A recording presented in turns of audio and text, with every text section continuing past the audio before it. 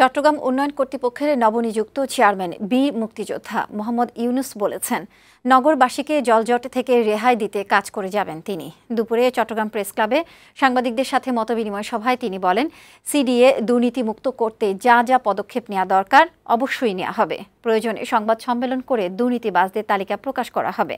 চট্টগ্রামকে বিশ্বমানের পরিকল্পিত নগরী হিসেবে গড়ে তোলার লক্ষ্যে কাজ করে যাওয়ার কথাও বলেন সিডিএ চেয়ারম্যান। তিনি বলেন, আগামীতে চট্টগ্রামে ছোট ছোট প্লট না দিয়ে সুউচ্চ ভবন নির্মাণ করে ফ্ল্যাট বরাদ্দের মাধ্যমে আবাসন সংকট নিরসনের উদ্যোগ নেওয়া হবে।